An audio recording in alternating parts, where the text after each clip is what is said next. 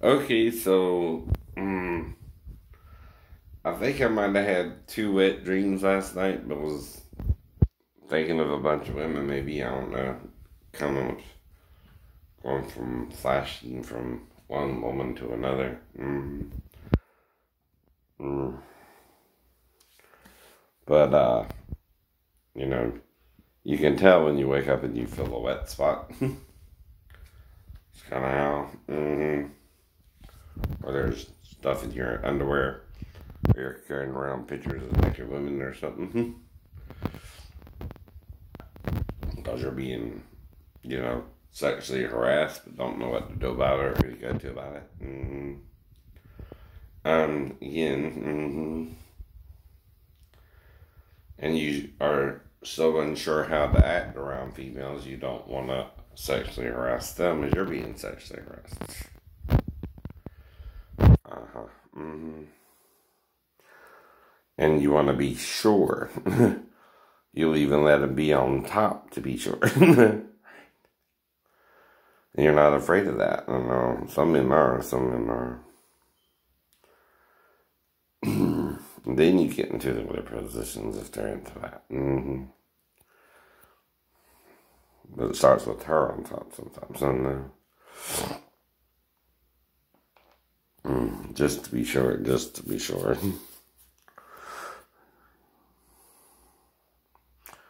But ladies, either let it grow out or shave it. Another thing, you produce stubble. Don't need to wake up with genital rash. Because you got coarse hair or stubble, like with a man. Sometimes when a man has coarse hair, it don't feel good when you kiss him or he does other things either. Either let it grow out or shave it. You know what I mean? But don't think I have a preference for anything but to make love to you. That's all I can say. Well, we can't name names. Vanessa, Venus, Vanessa, Serena, whatever. Gabrielle, Jayla, whoever, right? Tara, whatever. You just constant on whatever. But you don't know how the other person feels. You can't read their mind. I know. You're guessing. You're having a fantasy, right? Sometimes keep the fantasy if you can't remember anything really happening, right? All you can do.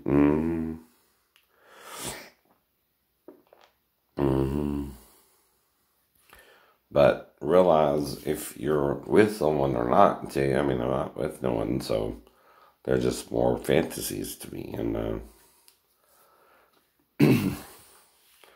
well, like I said, nothing wrong with a healthy fantasy, but keep it a fantasy, right?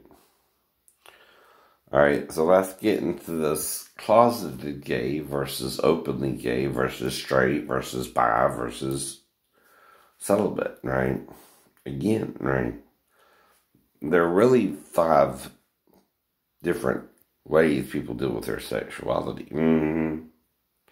Some people don't have sex at all because of either a trauma or a rape or something like that, right?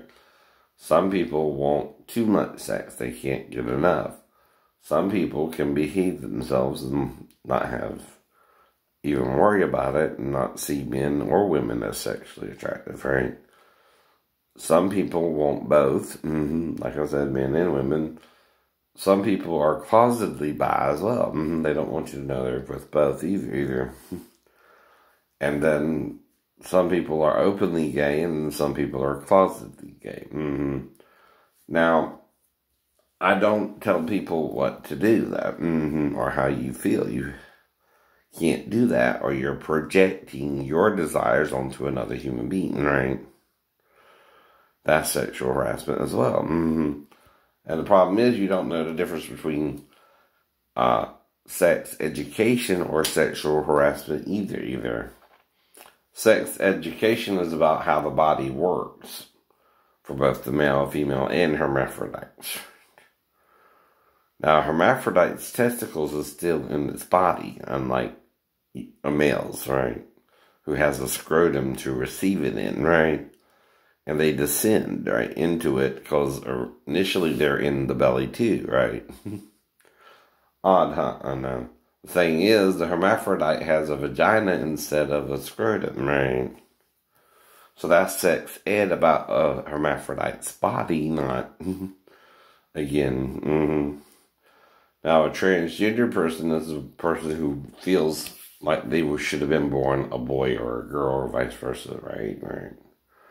Okay, they want to be the opposite gender they were born because it's about, to them, the sperm that got to the egg first was supposed to be a male sperm or a female sperm, and they came out the wrong gender, right? I understand that too. And that's, again, education, not judging. If you don't know the difference, you're being stereotypically closeted gay as well. Because, see, the stereotypical closeted gay person thinks everybody wants to be secretly gay. Like they are. No. Not everybody wants to be secretly gay like you are. Again, But that's not a judgment of you. It's explaining what you're doing in your mind. See, your sexuality begins in your head, not in your genitals, right? And then you respond sexually to the person you choose to have sex with. Now, another thing is closeted gay people are kind of bi too, because they'll have a cover husband or a cover wife.